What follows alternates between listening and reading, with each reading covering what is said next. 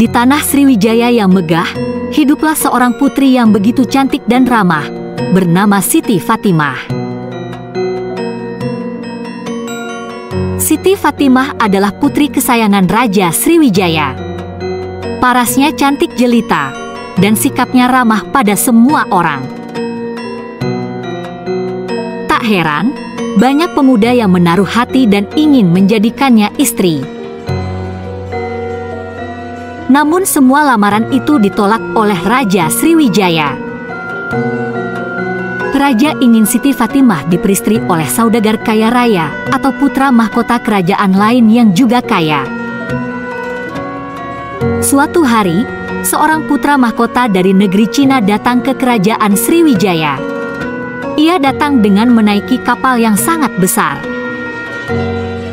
Kapal itu memuat barang-barang yang akan dijual ke kerajaan Sriwijaya.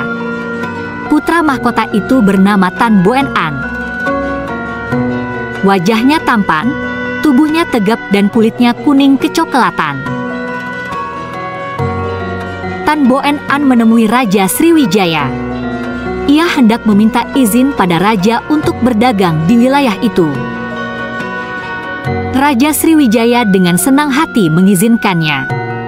Dalam hati, raja berkata, alangkah giatnya pemuda ini. Meskipun putra mahkota, ia tetap bekerja keras. Raja berhayal, akankah ia mendapatkan menantu seperti Tan Boen An? Tan Boen An memulai usahanya dan sangat sukses. Karena banyak mendapat keuntungan, ia berniat untuk membagi sedikit keuntungannya pada Raja Sriwijaya. Selamat pagi Baginda, saya menghadap untuk memberikan sedikit keuntungan hasil dagang saya pada Baginda, kata Tan Boen An. Raja menerima pembagian keuntungan itu dengan senang. Ketika mereka sedang berbincang-bincang, masuklah Siti Fatimah ke ruangan itu. Tan Boen An terkesima, cantik sekali wanita ini, bisiknya dalam hati. Dalam sekejap, ia sudah jatuh cinta pada Siti Fatimah. Siti Fatimah merasa kikuk karena dipandangi terus oleh pria asing itu. Namun dalam hati ia sangat senang, karena ia juga jatuh cinta pada pandangan pertama. Raja mengenalkan Siti Fatimah pada Tan Boen An. Saat bersalaman, keduanya merasa tak terpisahkan lagi. Beberapa bulan kemudian, Tan Boen An memberanikan diri untuk melamar Siti Fatimah. Jika Baginda mengizinkan, saya bermaksud untuk mempersunting Siti Fatimah, kata Tan Boen An. Raja berpikir sejenak, aku memang menyukaimu, dan aku tahu kalau anakku juga mencintaimu. Tapi aku ingin mengetahui keseriusanmu.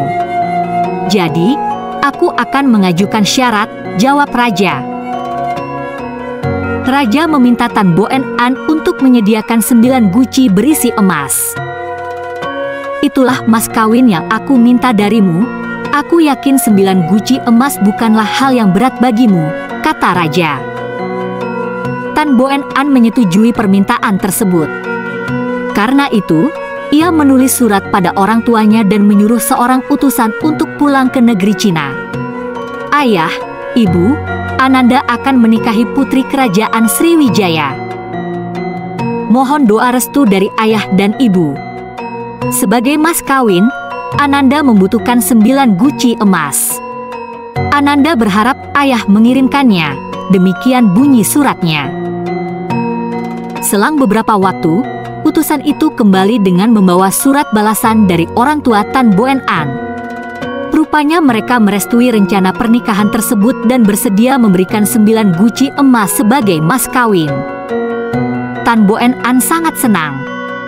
Ia mengajak Siti Fatimah dan Raja Sriwijaya menaiki kapalnya yang berlabuh di Sungai Musi. Ia ingin menunjukkan 9 guci emas itu pada calon istri dan mertuanya. Namun, tanpa sepengetahuan Tan Boen An, orang tuanya menutupi emas-emas itu dengan aneka sayuran dan buah-buahan.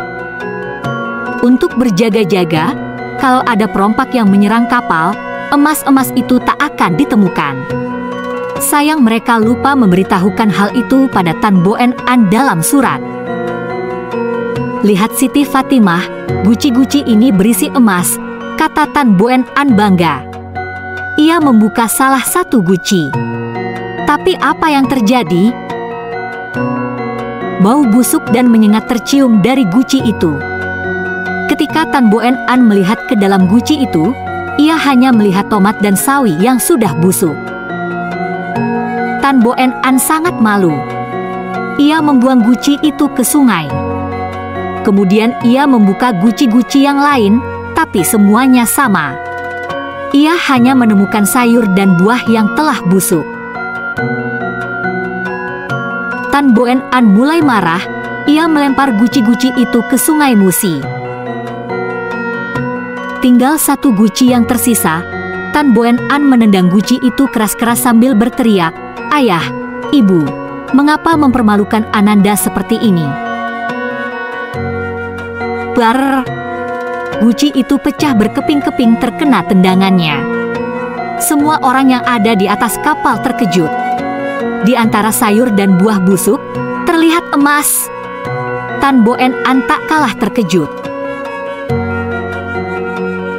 Ia segera menyadari kalau semua guci yang ia lemparkan ke sungai tadi berisi emas. Tanpa pikir panjang, ia segera terjun dan berenang menyusuri Sungai Musi. Sekuat tenaga ia mencari guci-gucinya yang telah hanyut itu. Ia terus berenang jauh meninggalkan kapal sampai tubuhnya tak terlihat lagi. Siti Fatimah cemas menunggunya. Ia berdiri di tepi kapal dan berharap Tan Boen An akan muncul. Namun yang ditunggu-tunggu tak kunjung tiba. Siti Fatimah pun memutuskan untuk menyusul Tan Boen An. Ia berpamitan pada ayahnya, "Ayah, aku harus menemukan kekasihku.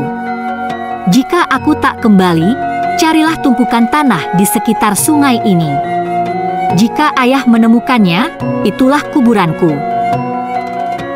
Setelah berkata demikian, ia menceburkan diri ke sungai ditemani dayangnya yang setia. Raja Sriwijaya menangisi kepergian putrinya. Lama ia menunggu, tapi putri dan Tan Boen An tak pernah kembali. Tiba-tiba, raja teringat pada pesan putrinya. Dan benar saja, di tepi Sungai Musi terdapat gundukan tanah. Raja Sriwijaya sangat sedih. Itu berarti Siti Fatimah telah meninggal. Gundukan itu makin lama makin membesar, dan penduduk sekitar menamainya Pulau Kemarau. Pesan moral dari cerita rakyat Sumatera Selatan ini, legenda Pulau Kemarau adalah janganlah terburu-buru dalam mengambil keputusan. Salah mengambil keputusan bisa menyebabkan penyesalan yang besar.